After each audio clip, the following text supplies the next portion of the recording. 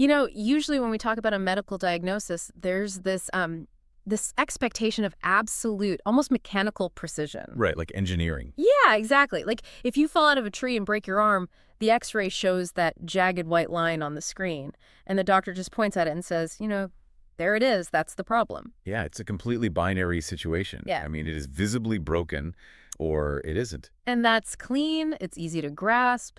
We really like things to be visible, to be categorized neatly into these little boxes so we know exactly what the roadmap for the next, 6 weeks looks like. Which makes perfect sense from a human perspective. We crave that certainty. We really do. But then you step into the world of neurodevelopment and brain trauma, and suddenly that x-ray machine is just broken. The roadmap completely vanishes. Oh, absolutely. We're looking at a diagnostic landscape that is just incredibly murky. It is the absolute definition of diagnostic muddy waters, honestly. Because when you are dealing with the human brain, you are dealing with literally the most complex structure in the known universe. Right. And it actively resists being put into neat little boxes. So today, for you listening, we are wading into those muddy waters in this new deep dive. We are going to track the exact microsecond a physical force hits the skull. And then follow the microscopic cellular chaos that erupts in its wake. Exactly. And we're going to look really deeply at the daily reality for the caregivers who are left to just pick up the pieces. We are unpacking the incredibly complex journey of brain injuries. Specifically, acquired brain injuries, or ABIs, and traumatic brain injuries, TBIs. And we're going to do this by looking at the entire chronological timeline, like not just a list of disconnected symptoms, but a true chain reaction. Because it truly is a chain reaction. I mean, to have any kind of lasting compassion for a loved one going through this, you really, really need to understand the underlying mechanics. The actual physical trauma. Yeah, exactly what the physical tissue of the brain is enduring day in and day out. I completely agree. And I want to offer a thought that hit me while we were poring over the source material for this deep dive. We so often think of the brain as a computer. Right. That's the classic analogy. Yeah, like it either works or the hardware is broken and you just have to replace a part. But what if we completely throw out that machine metaphor? I'd highly recommend throwing it out, yeah. What if instead the brain is this highly sensitive ecosystem, and when it's disrupted by an external force, it doesn't just, break. It triggers a massive cascading weather event. That is a phenomenal way to look at it. And clinically, I mean, it's much more accurate than the computer model. Really? Oh, definitely. An ecosystem relies on a very delicate, very intricate balance. Yeah. So a massive storm doesn't just knock down a few trees in the It forest. changes everything. Right. It alters the composition of the soil. Yeah. It changes the way the water flows. It affects the behavior of the wildlife for years to come. Yeah. And that dynamic, ongoing change is exactly what happens in the brain. Okay, so to understand that weather event, let's establish our baseline for you guys listening. The sources divide these acquired brain injuries, meaning anything that happens after birth, not something you inherit genetically, into two broad buckets. Right. So you have non-traumatic brain injury, or NTBI, and traumatic brain injury, TBI. Let's start with the non-traumatic ones. Sure. So non-traumatic injuries are triggered by internal environmental factors. Think of a severe stroke, where a blood clot cuts off the supply of oxygen and nutrients to a specific region. Or like an infection, right? Exactly, like meningitis or encephalitis. Yeah. Or, it could be a tumor slowly taking up space and compressing delicate tissue. Just kind of crushing it over time. Yeah. Or it could be global oxygen deprivation, like from a near drowning or cardiac arrest. We call that cerebral ischemia reperfusion injury.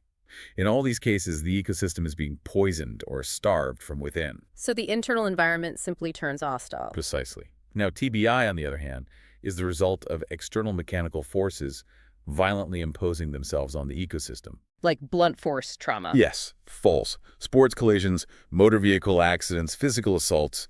It's external kinetic energy violently transferring into the skull. So let's put you, the listener, right in the eye of this storm. Let's look at the exact moment of initial impact. Because before we can even begin to understand why a person's behavior changes months down the line, we have to look at the physical tissue. Right, what it experiences at the exact microsecond the kinetic energy is introduced. This is the primary damage. It happens instantly in milliseconds. And the exact mechanics of this physical injury dictate the entirety of the long-term fallout. And the sources generally divide these mechanical traumas into two distinct categories, don't they? Yes, closed head injuries and penetrating injuries. Let's start with penetrating injuries because Honestly, the physics detailed in the sources are absolutely staggering to me. This is a situation where a foreign object actually violates the cranial vault. Yes. In a penetrating TBI, we are usually talking about shrapnel or a high-velocity projectile like a bullet. All right. And the primary most obvious damage is the physical destruction of the neural and vascular tissue directly along the path of the object. It creates a primary tract. Exactly.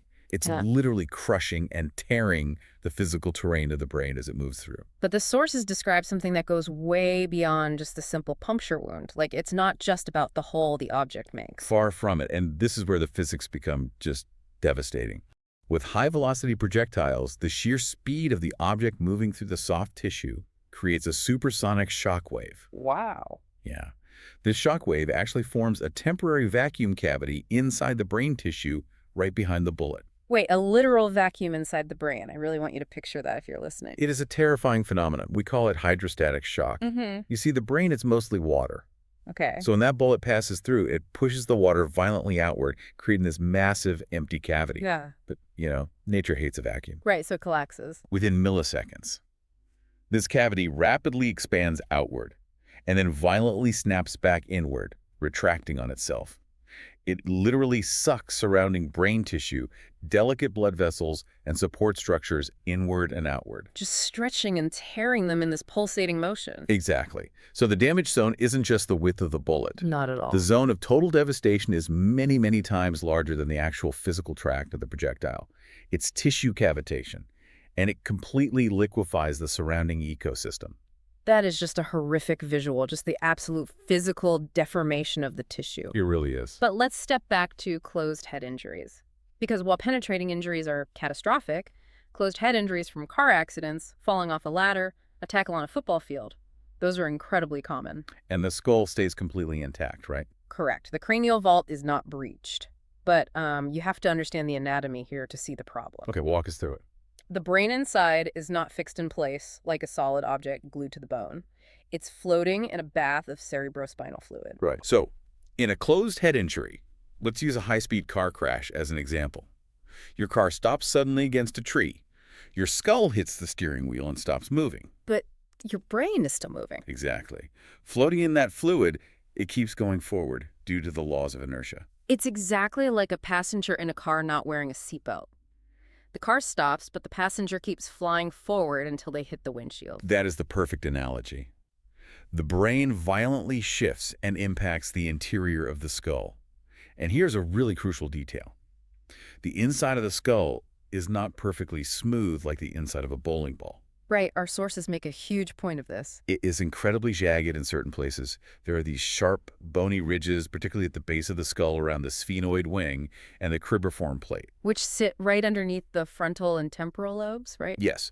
So when the brain is thrown forward by inertia, it doesn't just bump against a smooth wall, it scrapes and violently impacts against these sharp, bony ridges. Yeah, this causes massive contusions, which are essentially bleeding bruises directly on the brain tissue. And the direction of that force matters immensely. The source material brings up a fascinating distinction between getting hit straight on versus getting hit at an angle. Oh, the kinematics of the injury are absolutely crucial for understanding the resulting brain damage. Linear acceleration, meaning getting hit perfectly straight on, certainly causes significant damage. Right. This creates what we call in neurology coup and contra coup contusions. Coup and contra coup, that's hitting the front and bouncing to the back. Exactly. The brain hits the front of the skull, that's the coup injury. Then, because the tissue is elastic and suspended in fluid, it rebounds, bounces backward, and hits the back of the skull. And that's the contra coup injury. Right. So you end up with localized, focal damage at those two specific points of impact, the front and the back. But the reality of life and just the reality of physics is that very few impacts are perfectly straight. Very true. Most accidents involve an angle. They involve a twisting motion. And rotational forces are the true menace in traumatic brain injuries. Because it's not a straight line anymore. Right. When the head is struck at an angle, the brain doesn't just slide back and forth in a straight line. It twists inside the skull. And this twisting leads to something called diffuse axonal injury, or DAI. I want to really dig into why this twisting is so much more destructive than a straight-on hit. It has to do with the varying densities of the brain, right? Yes, exactly. The brain is not uniform. You have gray matter, which sits mostly on the outside and contains the actual cell bodies of the neurons. Okay. And you have white matter, which sits deeper inside and consists of the long myelinated cables, the axons that connect different parts of the brain together. And they have different densities. Right. Gray matter and white matter have slightly different densities. So they essentially weigh different amounts. Essentially, yes. So imagine a jar filled with oil and water. If you spin the jar, the oil and the water move at different speeds because of their different densities. Oh, wow. Okay, I see where this is going. When rotational force hits the skull, the gray matter and the white matter twist at slightly different speeds. This creates immense shear forces right at the boundary line where the gray matter meets the white matter. Wow. And the brain is tethered at the bottom, right? To the spinal cord. Yes, it's tethered to the brainstem. So during a severe acceleration-deceleration event, the heavy top part of the brain rotates around that tethered axis. Like a pendulum almost. More like taking a thick, wet towel and wringing it out with both hands. Oh, man. That twisting, shearing motion stretches and violently tears those white matter tracks, the deep communication cables of the brain. That is diffuse axonal injury. I want to make sure I'm visualizing this correctly, because if I'm a caregiver trying to understand why my loved one is struggling to process information, this seems to be the key. It really is. It sounds like the brain isn't just getting bruised on the outside surface. The actual internal wiring is being stretched. Yeah. If we think of those axons like microscopic fiber optic cables connecting different computer servers across the ecosystem, what exactly happens when they get pulled past their breaking point but don't completely snap right away? That fiber optic cable analogy is incredibly precise. Let's look at the microscopic pathology. In the most severe cases of DAI, the sheer physical force is so violent that it completely severs the axon. It just snaps the cable in half. Yeah. But far more often, especially in mild to moderate traumatic brain injuries, the axon isn't snapped. It is violently stretched. And stretching a microscopic biological cable obviously causes structural failure. Complete structural failure. Inside that axon, there are these tiny structures called microtubules. Okay. Think of them as a complex internal railway system that transports vital nutrients and proteins from the main cell body all the way down the long cable to the nerve ending. So when the axon is stretched, Those microtubule railways are derailed and snapped. Yeah. The internal transport system completely collapses. what about the outside of the cable, the insulation? The outer membrane of the axon is called the axonema. When the tissue undergoes that violent ringing motion, the axonema physically tears. It develops holes. Exactly. Microscopic holes. We call this mechanoperation. The physical structure is just compromised. So the cable is frayed, the internal railway is destroyed, the insulation has holes in it, but the cell is still barely technically holding together. For the moment, yes. But the electrical signaling is completely disrupted, and the terrifying thing about diffuse axonal injury is right there in the name. Diffuse. It's everywhere. Right. It doesn't just happen in one little spot like a bruise. It is widespread across the entire brain, concentrating deeply at those boundaries between gray and white matter. And heavily in the corpus callosum, too. Yes, which is the massive bundle of cables that bridges the left and right hemispheres of the brain. So how does this actually play out clinically in those first few hours? Because we hear the term concussion thrown around a lot. How do we compare a mild concussion with a severe traumatic brain injury based on this microscopic damage? Well, what we commonly call a concussion is technically a mild TBI. Okay. In a concussion, those axons are subjected to rotational force and stretched, causing a temporary disruption in their ability to send signals. So what does that look like for the patient? The patient might experience transient confusion, dizziness, a ringing in the ears, and perhaps a very brief loss of consciousness, or, no loss of consciousness at all. And if you put them in a standard CT scanner, what do you see? Usually nothing. Nothing at all. The structural damage to the axons is so microscopic that it doesn't show up on a standard CT scan. The cables are stretched and frayed, but they haven't bled significantly enough to create a visible mass. But on the severe end of the spectrum, Severe TBI is clinically catastrophic. You see widespread hemorrhagic shear. bleeding. Lots of it. That means those rotational forces were so violent that they didn't just tear the microscopic axons, they tore the tiny micro blood vessels running alongside them. So you have active bleeding deep into the white matter. That sounds awful. We see midline shifts on the scans where the swelling from the injury pushes the entire structure of the brain off-center. We see petechial hemorrhages, which are tiny, pinpoint bleeds scattered deep in the basal ganglia. And what does the patient look like in that scenario? The patient is typically in a prolonged coma. They score very low on the Glasgow Coma Scale, which measures eye, verbal, and motor responses. Just completely unresponsive. Completely unresponsive to the environment.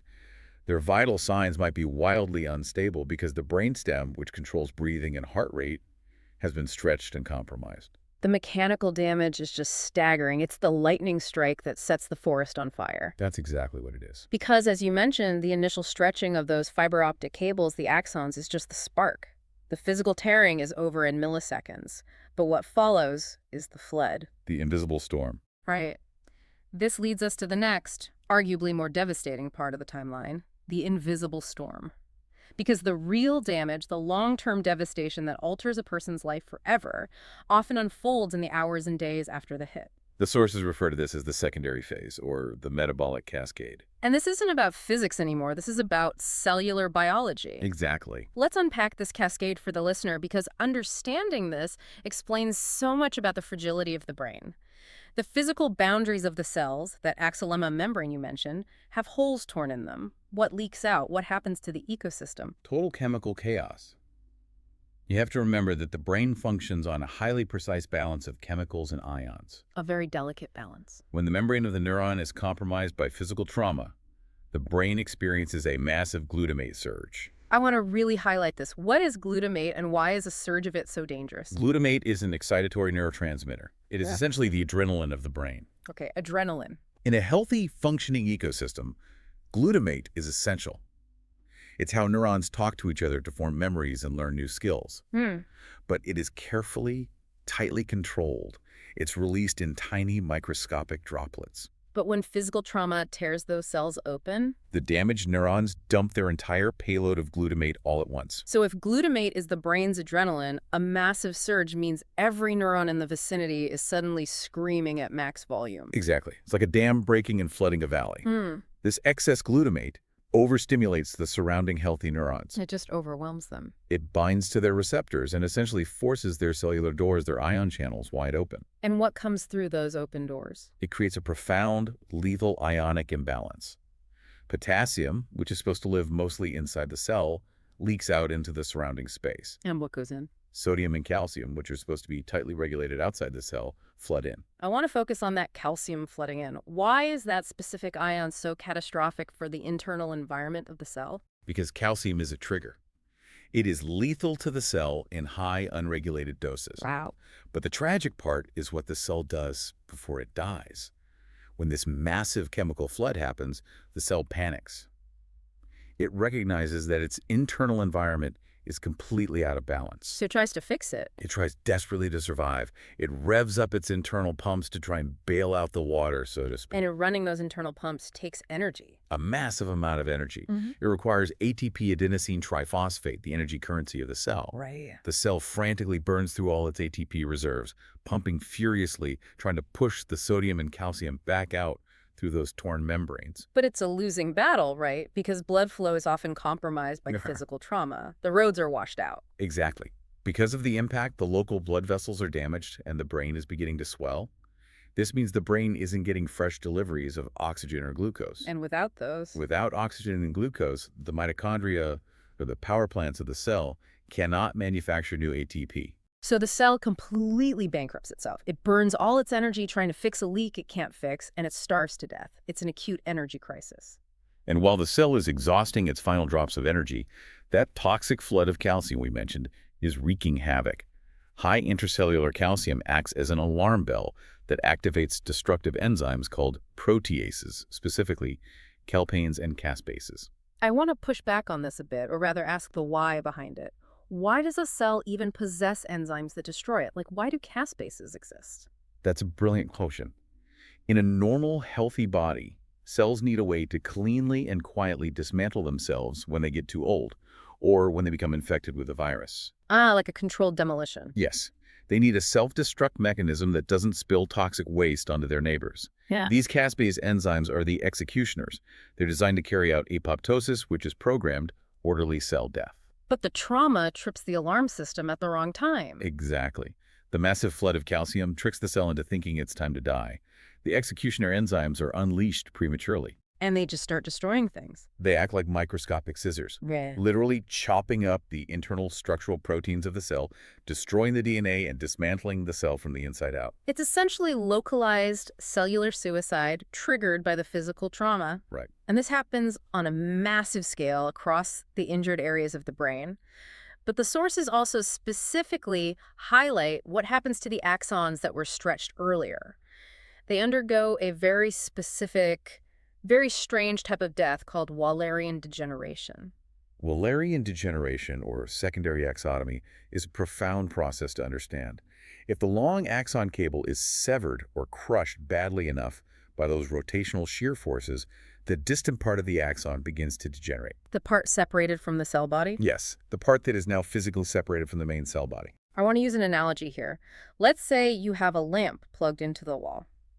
A falling tree branch comes through the window and severs the cord halfway down. The lamp is dead. The severed cord attached to the lamp is useless. But the part of the cord still plugged into the wall, the actual electrical source, is still alive. Is that what Wallerian degeneration is like? That is exactly what it is like. The main body of the neuron, the part housing the nucleus, might actually survive the metabolic storm. Okay. But its long connection cable, the part reaching out to talk to other cells, fragments and dissolves. The cellular debris is left floating in the tissue. And the body has to clean that up. It does. The brain has its own specialized immune cells called microglia. They act as the garbage trucks of the ecosystem. So they come in to clean up the mess. They sense the debris from the Wallerian degeneration and they activate, swarming the area to consume the dead tissue. But in doing so, they release massive amounts of inflammatory chemicals. Which brings us to the levee breaking. Let's talk about the blood-brain barrier, the BBB. We hear that term a lot in neuroscience. In this secondary invisible storm, it's not just the neurons that are dying. The vascular system is under attack too. Yes, the microscopic blood vessels are slightly more resilient and elastic than the neural axons, but in moderate to severe trauma, they tear as well. Causing diffuse vascular injury. Exactly. The blood-brain barrier is a highly specialized, tightly woven layer of cells that lines all the blood vessels in the brain. It acts as a strict, microscopic security checkpoint. So it lets the good stuff in and keeps the bad stuff out. It allows oxygen and nutrients to pass into the brain tissue, but strictly locks out toxins, pathogens, and the body's general immune cells, which can be highly destructive to delicate brain tissue. But when the physical trauma tears the blood vessels, the security gates are just blown off their hinges. The border is completely open. Fluid, blood, and aggressive immune cells rush from the bloodstream directly into the delicate brain tissue, and this causes severe edema, swelling. And swelling in a knee is one thing. Swelling inside the skull is a completely different physical reality. Because of the Monro-Kelly hypothesis. Okay, what is that? The skull is a rigid, closed bone box. It has a fixed volume. Inside that box, you have brain tissue, cerebrospinal fluid, and blood. If the volume of one of those things increases like massive swelling from neuroinflammation, something else has to be squeezed out because the bone cannot expand. And there's nowhere for it to go. Exactly. The swelling dramatically increases intracranial pressure. This high pressure literally squeezes the healthy brain tissue against the skull, crushing it. Oh, man. It compresses the remaining healthy blood vessels, cutting off blood supply to undamaged parts of the brain, causing more cells to starve, causing more apoptosis, causing more swelling. It is a vicious cycle. A deadly cycle of neuroinflammation. If the pressure gets too high, the brain is forced downward through the only exit available, the small hole at the base of the skull where the spinal cord exits. And that's herniation, right? Yes, brain herniation, and it is almost universally fatal. This invisible cascading storm explains a terrifying clinical reality that caregivers absolutely need to know. Because this metabolic energy crisis, the calcium flooding, the breakdown of the blood-brain barrier, it takes time to build up. It's not instantaneous. No, it operates on a delay. This is why a patient's symptoms can dramatically suddenly worsen 12, 24, or even 48 hours after the initial hit. Right. They might seem perfectly fine initially. They might be talking, walking around, saying they just have a headache, but the storm is brewing on a microscopic level. Absolutely. This delayed deterioration is why medical observation after any head trauma is absolutely critical. You cannot see the metabolic cascade from the outside. The outside looks fine, but the internal ecosystem is on the brink of total collapse. And this perfectly explains the devastating, often tragic phenomenon of second impact syndrome. Yes. Second impact syndrome. This is especially relevant for young athletes, right? We hear about this in high school football or soccer. Yes, it almost exclusively affects adolescents and young adults. Their brains are still developing, and their vascular systems are uniquely vulnerable. So what happens exactly? If a young athlete suffers a concussion, their brain enters that metabolic energy crisis we just described. Their ability to autoregulate blood flow is severely impaired. The system is incredibly fragile. And then they go back on the field before they are fully healed. If they take a second hit to the head during this highly vulnerable window, even a very minor hit that wouldn't normally cause a concussion, it can trigger an uncontrollable, catastrophic loss of vascular regulation. Oh, wow. The blood vessels rapidly dilate, and the brain swells massively and instantaneously. The mortality rate for second impact syndrome is staggeringly high, sometimes cited approaching 50%. That's terrifying. And those who survive are almost always left with severe, permanent neurological deficits. That is just horrifying. Yeah. And it underscores with absolute biological clarity why returning to play or returning to normal physical activity needs to be taken so incredibly seriously. Toughing it out is literally risking catastrophic ecosystem collapse. It is playing Russian roulette with a compromised neurovascular system. So eventually, the floodwaters start to recede, the medical team manages the intracranial pressure, the metabolic storm burns itself out, and the patient stabilizes physically. We transition from intensive care to the long road of rehabilitation. Right, moving into the early recovery phase. If you are sitting in that hospital chair holding your loved one's hand, what are the first signs that the brain is starting to come back online? This phase tests the endurance and the sanity of any family. It is grueling. When a severe TBI patient survives the acute trauma, they almost always pass through a period of coma. Where they are completely unresponsive. Yes, in a coma, the lights are completely off. There's no wakefulness, no sleep-wake cycle, and absolutely no awareness of themselves or their environment. But the coma eventually transitions. Often, they enter a vegetative state. This is highly distressing for families because the patient will open their eyes. They will develop a sleep-wake cycle. They might even groan or stretch. But they aren't really awake, are they? It is a physiological illusion. There is still absolutely no conscious awareness of themselves or their environment.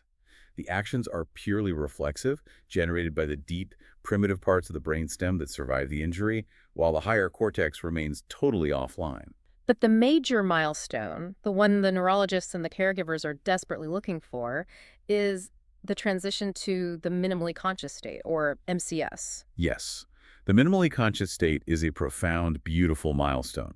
This is where we see the very first flicker of the lights turning back on in the higher brain. The patient demonstrates minimal but definite reproducible evidence of self or environmental awareness. And our sources list very specific clinical behaviors that tell a doctor, yes, they are in MCS. It's not just opening their eyes anymore. It's about purposeful interaction. Purposeful interaction is the key differentiator. In the vegetative state, a patient's eyes might roam randomly around the room, seeing nothing. In MCS, the patient will show visual fixation.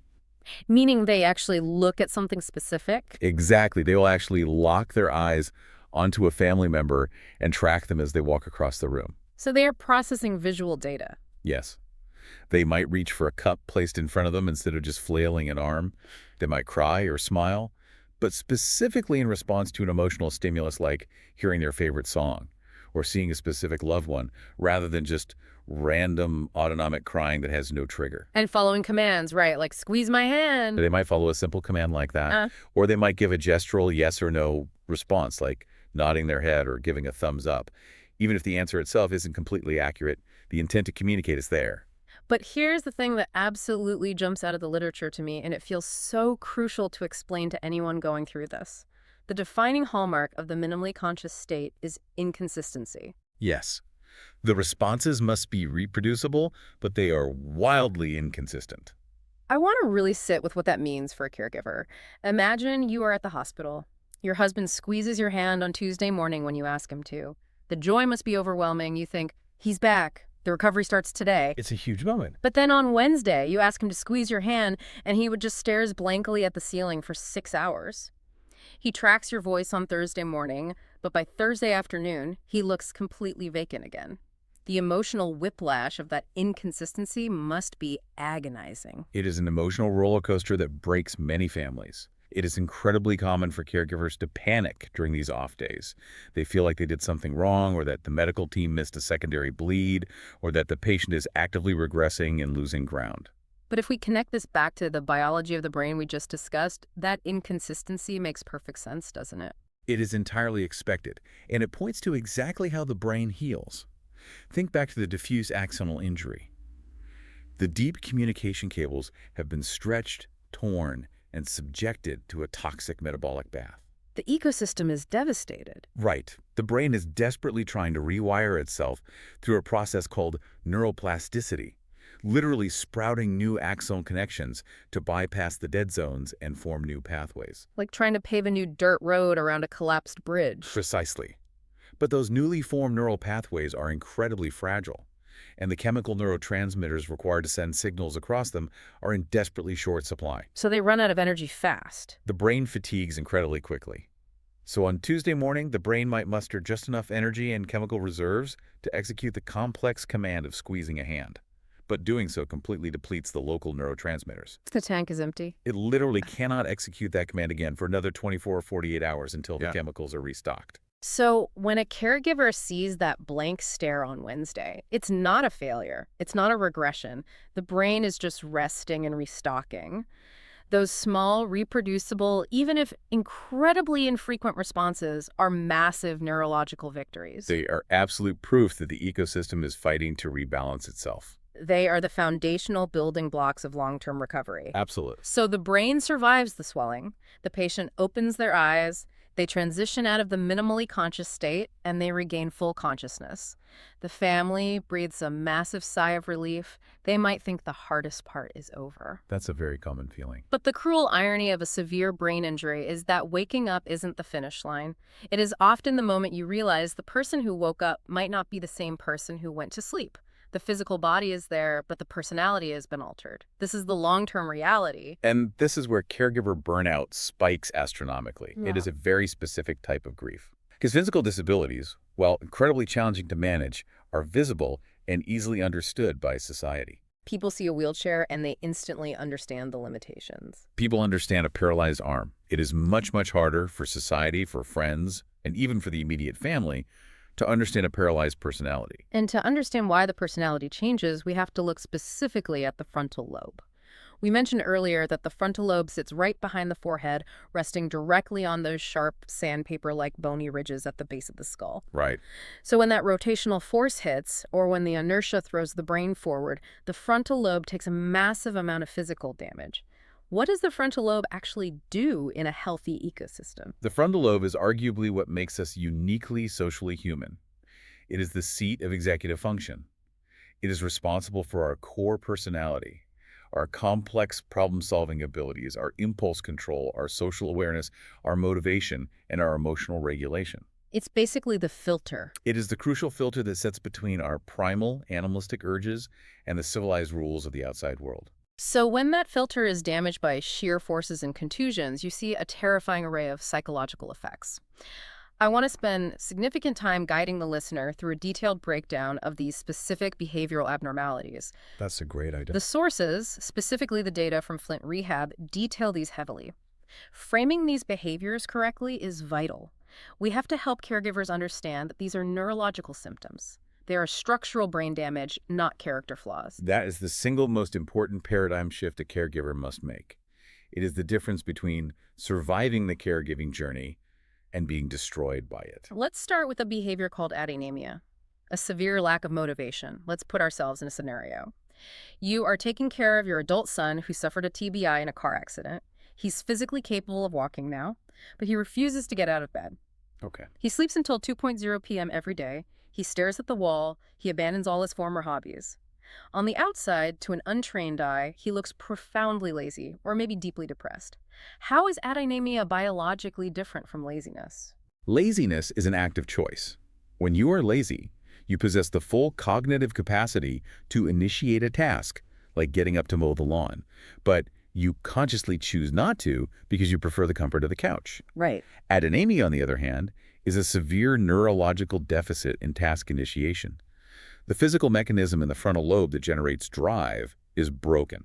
The starter motor is missing. Exactly. The brain literally cannot execute the complex, multi-step cognitive sequence necessary to form a goal in the mind, generate the chemical motivation to care about that goal, and initiate the physical movement to start it. So they aren't choosing to stay in bed. No, their brain cannot generate the neurochemical spark required to get out of it. Yelling at them to just get up and do something is as useless as turning the key in a car with no battery. That reframing is so powerful. Next on the list of behavioral challenges, anosognosia. This is described as a complete lack of insight into one's own condition. This is one of the most tragic and universally frustrating symptoms for both medical staff and families. Anosognosia means the patient is completely, genuinely unaware of their own neurological or physical deficits. They just don't see it. They implicitly believe they are perfectly fine, just the way they were before the accident. Now, I want to clarify this because it sounds a lot like psychological denial. And denial is a coping mechanism. Subconsciously, you know the terrible truth, but your ego refuses to accept it to protect you from the trauma. Right, but anosognosia is not psychological denial. It is a physical, structural inability of the brain to update its internal self-image. Like the software is broken. Exactly. The brain relies on a complex network involving the parietal and frontal lobes to constantly monitor the body's status and capabilities. In anosognosia, that monitoring software is completely offline. Give me a real-world example of what that looks like. You might have a patient whose entire left side is paralyzed from a severe stroke or TBI. Yeah. They are in a hospital bed. They will tell the physical therapist that they're going to stand up and walk to the bathroom. And then what happens? When they try and they immediately collapse because their left leg doesn't work, they won't say, "Oh no, my leg is paralyzed." They will invent a reason. They will say, "My leg just fell asleep," or "This floor is incredibly slippery." They just invent an excuse. Their brain physically insists their body works perfectly, and it will reject any evidence to the contrary. And from a long-term rehabilitation standpoint, this completely derails the recovery process. It brings it to a grinding halt. Because how do you convince someone to endure painful physical therapy or frustrating cognitive rehab to fix a problem their brain literally will not allow them to perceive? You can't be motivated to fix a broken leg if you cannot acknowledge the leg is broken. Right. It requires immense, almost superhuman patience from therapists and caregivers, because you cannot argue someone out of anosognosia. Using logic and evidence doesn't work when the logical processing center itself is the injured tissue. Showing them their medical charts won't change their mind. It will only make them agitated. Which naturally leads into the next symptom, confabulation, the creation of false memories. Confabulation is intensely painful for families because it is so often mistaken for malicious lying or manipulation. But confabulation occurs entirely without the intent to deceive. The patient is not trying to trick you. What's the mechanism behind it? Why do they make things up? Because of the injury, the brain has massive gaps in its episodic memory. It cannot recall what happened yesterday or an hour ago. And the human brain absolutely abhors a vacuum. It just has to fill the space. Yes, a gap in memory is deeply unsettling to the subconscious. So the brain automatically, seamlessly stitches together fragments of past memories, pieces of dreams, or random suggestions from the environment to fill that gap. And it believes it. It constructs a narrative and presents it to the conscious mind as absolute, unquestionable reality. So imagine you are visiting your wife in a long-term care facility. She has been bedbound for 2 months. She looks at you and tells you, with total conviction, that she drove to the grocery store this morning, bought fresh tomatoes, and had a lovely chat with the cashier named Susan. She believes it completely. Yes. And if you challenge her, if you say, "You haven't left this bed in 60 days, you were lying to me," she will feel attacked and gaslit. Because in her reality, she remembers the smell of the tomato. For reality testing is broken. Exactly. The frontal lobe's ability to verify if a memory makes logical sense is broken. Let's talk about the emotional extremes. Emotional ability on one end and alexithymia on the other. Rapidly changing, violent emotions versus a complete, chilling lack of them. Emotional ability is essentially the complete loss of the emotional brake pedal. In a healthy brain, the frontal lobe regulates the intensity of our emotional reactions to match the situation. When that regulation is damaged, emotions swing wildly and inappropriately. So a minor frustration that would normally cause you to just let out a mild sigh, like dropping a pen, suddenly triggers a screaming, table-flipping rage. Exactly. Or the patient might start weeping uncontrollably at a life insurance commercial, or start laughing hysterically at a funeral.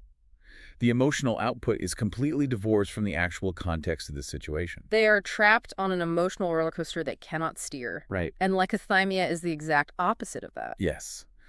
Alexithymia is a severe, profound lack of empathy and emotional processing. The brain loses the physical ability to recognize, identify, and process emotions, both within themselves and in observing others. How does that manifest to a caregiver? They might seem incredibly cold, egocentric, or totally indifferent to a loved one's suffering. A caregiver might break down in tears from exhaustion right in front of the patient, and the patient will just stare at them blankly or ask what's for lunch. That's heartbreaking. It is. But again, it is crucial to understand this is not malice, it is not psychopathy, it is a missing neural connection. They literally cannot read the facial cues or process the vocal tones that signal sadness or distress. And finally, rounding out this daunting list, disinhibition and paranoia, the loss of impulse control. As we said, the frontal lobe is your social filter. When that filter is damaged, every intrusive thought that enters the mind is spoken aloud immediately. Every primal urge is acted upon without hesitation. So they just do whatever comes to mind. This leads to socially inappropriate sexual comments to strangers, aggressive physical behavior, impulsive overspending, and incredibly risky decisions. The patient loses the cognitive ability to project consequences into the future. They live entirely in the immediate impulse of the present second. And the sources note this is frequently paired with paranoia. Yes, a deeply held, entirely unfounded suspicion. Because the brain is confused and vulnerable, it often defaults to fear. They might believe the nurses are trying to poison their food, or that their spouse of 40 years is secretly stealing their money. I want to center heavily on the caregiver's perspective here, because preserving the dignity of the recovering patient is paramount. But the caregiver's reality is equally important. Listening to this list: adenomia, anosognosia, confabulation, emotional lability, alexithymia, disinhibition. It sounds utterly exhausting. It sounds infuriating. It is the hardest job in the world. If your husband is screaming at you over a dropped pen, making wildly inappropriate comments to your neighbors, making up stories about what he did all day, and acting completely indifferent to the fact that you are crying from exhaustion, the natural, deeply human response is anger. It is resentment. It is incredibly isolating for the caregiver. Yeah. Because the person sitting in the living room looks exactly like the person they married. Their face is the same. Their voice is the same. But they are acting like an unpredictable stranger. It feels like a betrayal. But this is exactly why understanding the biology, understanding the glutamate surge, the sheared axons, the specific mechanical damage to the frontal lobe is the only way to survive it. It helps caregivers maintain compassion. Getting angry at a patient for showing adynamia, for not getting out of bed, is logically equivalent to getting mad at someone for having a high fever. That's exactly right. You wouldn't yell at someone with a broken femur for refusing to run a marathon. You cannot yell at someone with severe frontal lobe damage for not having impulse control. The structural integrity of the brain's ecosystem is broken. That framing is essential not just for the patient's dignity, but for the caregiver's own psychological survival. Depersonalizing the behavior is a necessary shield. Right. Recognizing in the heat of the moment, this is the brain injury speaking. This is the damage to the prefrontal cortex acting out, not my husband. It allows the caregiver to step back, advocate for the patient, and protect their own heart from being broken by the daily friction. I want to shift gears slightly. We spent a lot of time discussing acute, severe, singular injuries, a massive car crash, a devastating fall from a ladder. But we need to look at another reality. We need to transition to the slow, compounding damage of repetitive, mild injuries, because this alters long-term quality of life in a completely different, much more insidious way. I'm talking about chronic traumatic encephalopathy, CTE. CTE is a massive paradigm shift in neurology. It has completely revolutionized how we view mild traumatic brain injuries, particularly in contact sports like football, boxing, hockey, and in the military. How so? For decades, the prevailing medical thought was that a mild concussion was a transient, temporary event. You get hit, you get your bell rung, you feel dizzy, you rest in a dark room for a week, you fully recover, and there is no long-term damage. But the physical pathology of the brain tells a dramatically different story. What exactly is CTE? CTE is a progressive neurodegenerative disease. It is important to note that it is distinct from Alzheimer's disease, though they share some functional characteristics. CTE is driven by the abnormal accumulation of a very specific protein called tau.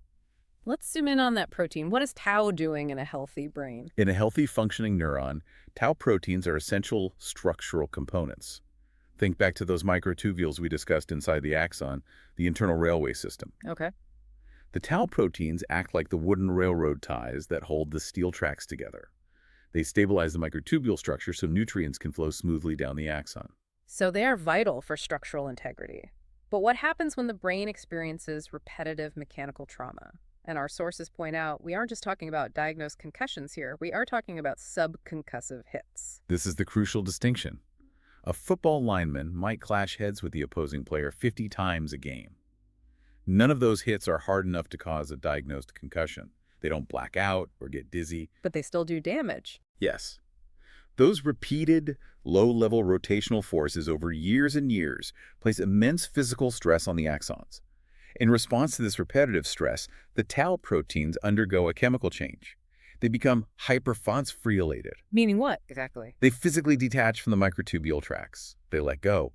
And once they detach, they begin to misfold and clump together.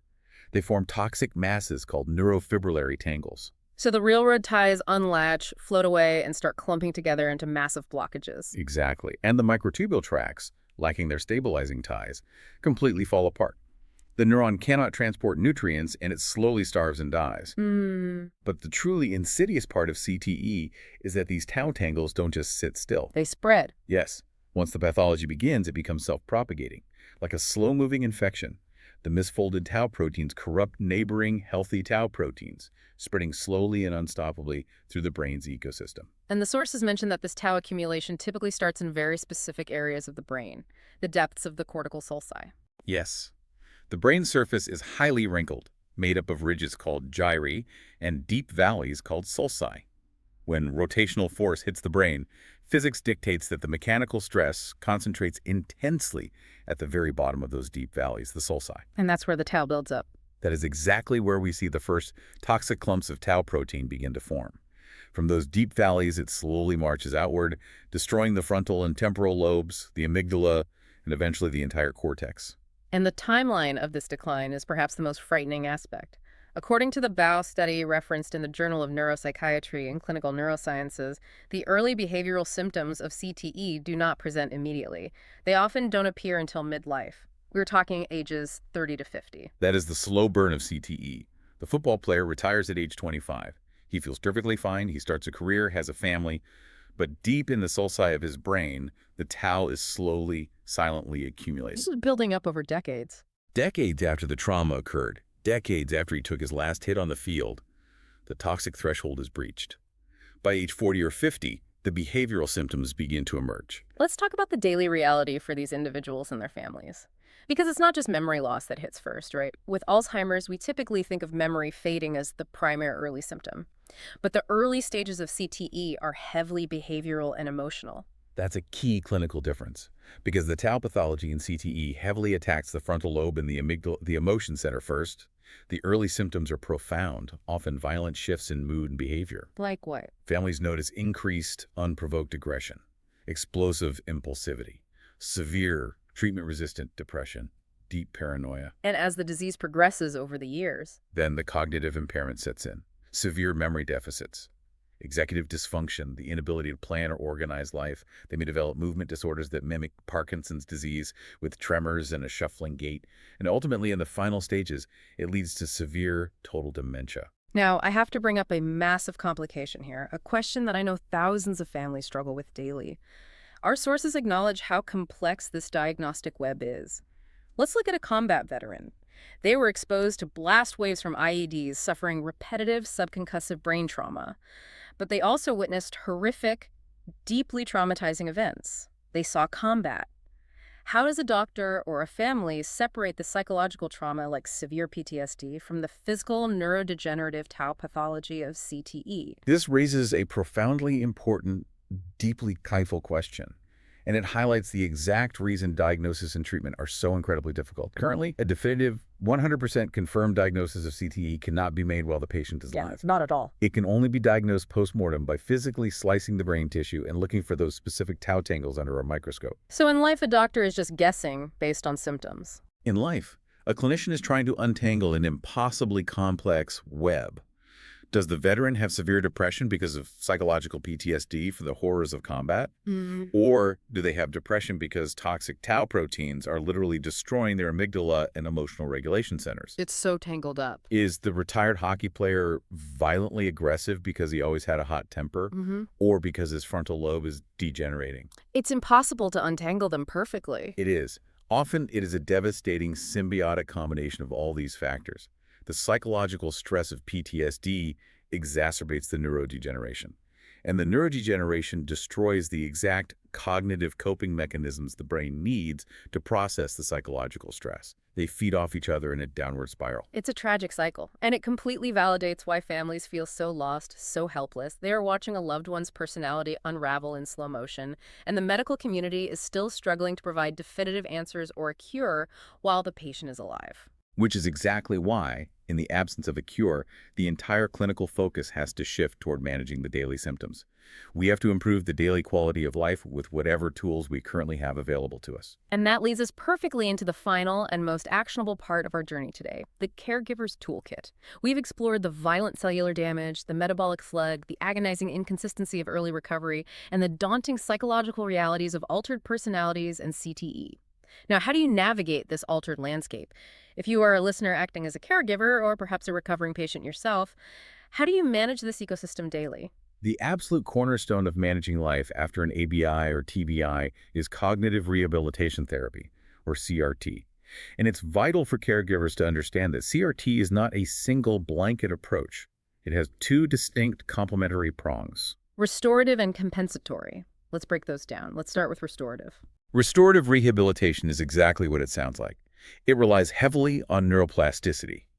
It's the belief that the brain's ecosystem can be actively encouraged to reorganize itself. In restorative therapy, the therapist uses highly targeted repetitive cognitive exercises. Memory games, complex problem-solving tasks, sustained attention drills. It's like going to the gym, but for the neural pathways. Yes, you are deliberately putting stress on the brain to force it to release brain-derived neurotrophic factor, or BDNF, which acts like fertilizer for new neural connections. You are actively trying to restore the lost function by forcing the brain to build new pathways around the damaged tissue. So, using our earlier analogy, if the main highway is washed out by a storm, restorative therapy is the active effort of paving a new detour road through the woods. Exactly, but we have to be realistic. Yeah. Sometimes the physical damage is simply too extensive, the highway is completely gone, the valley is flooded, and there is no solid ground left to build a detour on. The function is permanently lost. That is where the second prong comes in: compensatory rehabilitation. So you stop trying to fix the brain. You stop trying to fix the neurological deficit, yes. Instead, you modify the external environment, and you teach the patient to use external tools to work around their permanent limitations. Give me a concrete example of compensatory strategies. Let's say the patient's short-term memory is permanently destroyed. They cannot remember what happened 5 minutes ago. In restorative therapy, you might keep pushing them to memorize lists, which will only frustrate them if the tissue is dead. In compensatory therapy, you accept the deficit. You just work around it. Right. You introduce strict daily routines. You use memory notebooks that stay attached to them. You set up aggressive, complex alarm systems on their smartphone to remind them to take medication, eat lunch, and go to the bathroom. You physically label the cabinets in the kitchen so they know where the cups are without having to remember. You modify the ecosystem so the patient can function as independently as possible despite the broken internal hardware. Let's talk about improving daily communication. Because from everything we've discussed, this is where caregivers face the most agonizing daily friction. We talked extensively about anosognosia and confabulation. When your loved one is aggressively insisting they didn't have a stroke or making up a vivid, detailed story about where they were yesterday, the immediate human instinct is to correct them. No, you're wrong. Look at the medical chart. Look at the calendar. And acting on that instinct is a recipe for daily disaster. Confronting a patient with brain damage with pure logic causes massive anxiety, agitation, and aggression. Because to them, their reality is 100% absolute. When you aggressively correct them, they feel like you are gaslighting them.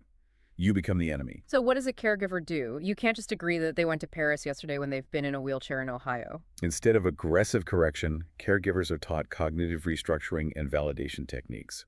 You use gentle redirection. Walk me through a scenario. Let's say a patient with severe confabulation gets agitated. They tell you they need to leave the hospital immediately to go to their job at the factory, a job they retired from 15 years ago. You do not say, you don't have a job, you're 75 years old and you have severe brain damage. That will trigger an explosive argument. Because you've directly attacked their reality. Right. Instead, you validate the underlying emotion, and then you redirect the behavior.